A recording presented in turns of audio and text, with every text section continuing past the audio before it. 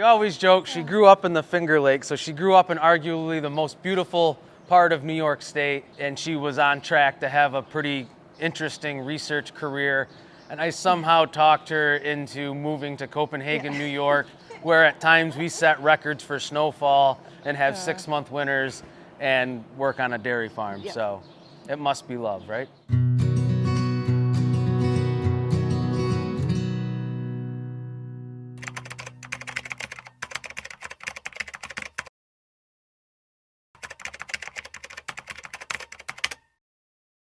Hi, welcome to Murcrest Farms here in Copenhagen, New York. I'm Mark Murray, and this is my wife, Sarah.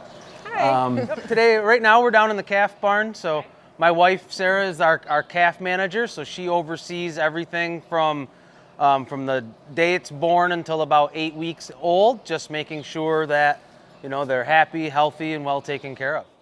So what would I do if I wasn't a dairy farmer? I get asked this question quite a bit. My answer has changed over the years. In fact, it changes week to week sometimes. But if I was being honest, if I could have any job, I'd like to be like a pit boss at a nice, country barbecue joint in Texas or Kansas, something like that. Barbecue is something I do as a hobby.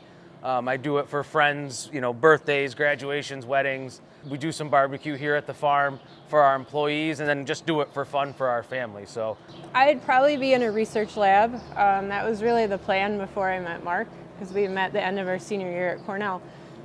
So I had spent some time working in a couple of research labs at Cornell, and I really liked it, and it's probably where I would have ended up.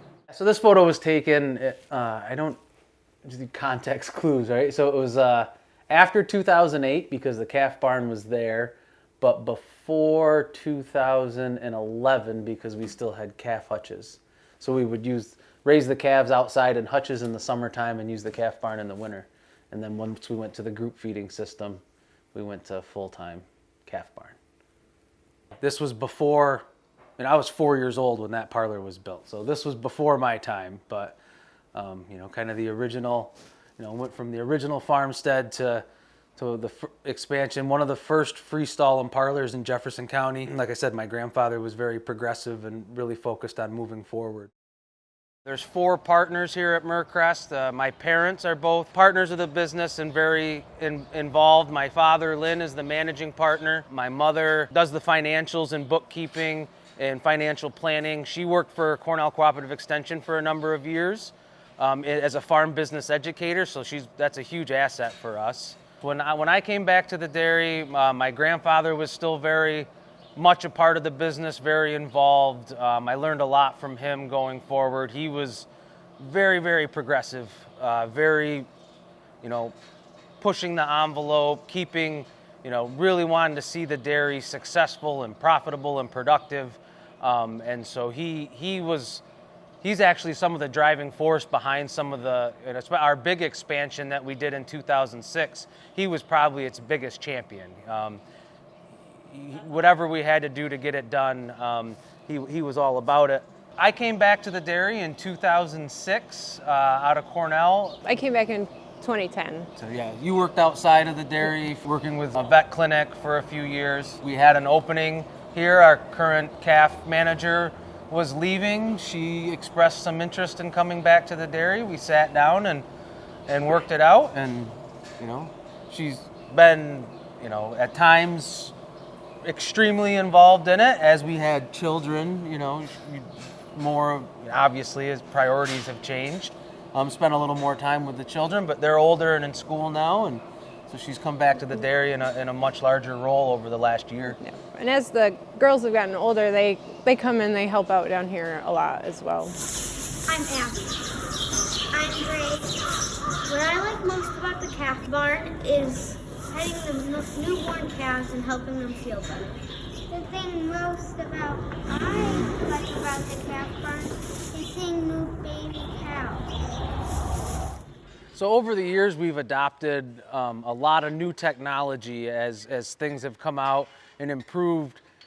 We've been able to, we've taken on some of that to one, make it make us more efficient. And some of it is strictly better care for our animals. Cows' software monitoring systems, handheld devices. So now we've got all of the cow's information with us on the fly. And then we've adopted an activity monitoring system as well, which allows us to monitor how much they're eating, how much they're moving, and where they are at all given times. It helps us to bring a higher level of care to the animals and just gives us real-time feedback on how they're feeling. Because if something, heaven forbids, she's not feeling well, it allows us to intervene that much quicker and give her a better life. So one of the technologies that we use here is called SmartBow. And so what it is it's an ear tag that goes into the cow, and it works a lot like a Fitbit or an Apple Watch. It's got an accelerometer in it, and so it tracks her movement, it tracks her activity, and it tracks her location.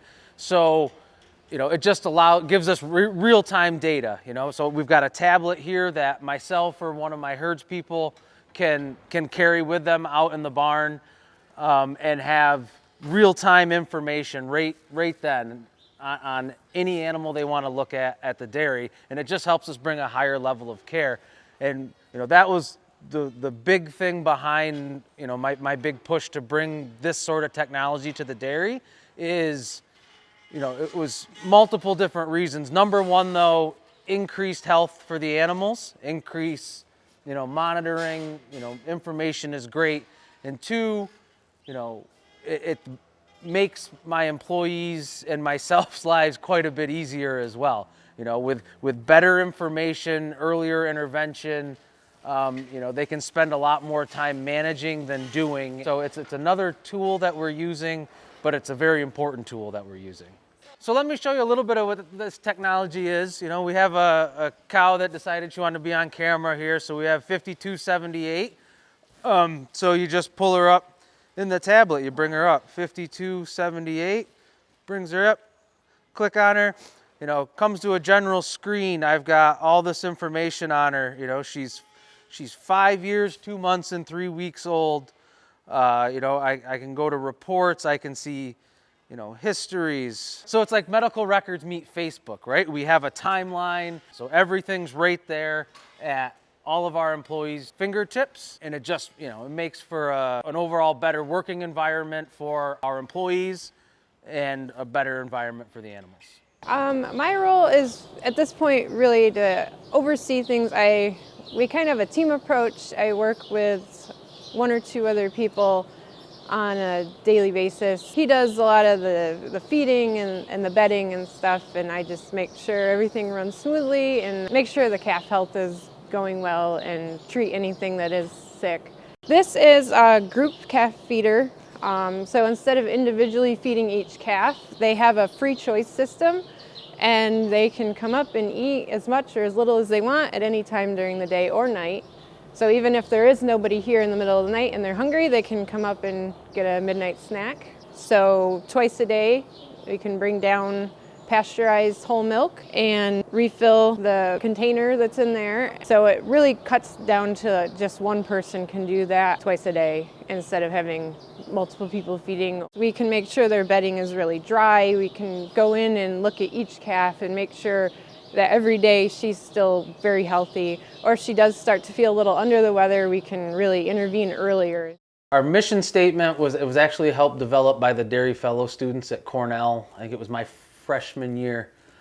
So it just says, at Murcrest Farms, we strive to be environmentally responsible and efficiently produce a quality product while growing our business with a strong financial position to maintain a suitable living for our valued employees and family members. And so that's kind of the sentence that describes every, the decisions that we make. And by posting it, it's visible. We look at it every day. It helps keep us true to that mission. In fact, on part of my onboarding process, all new employees get a copy of that as well.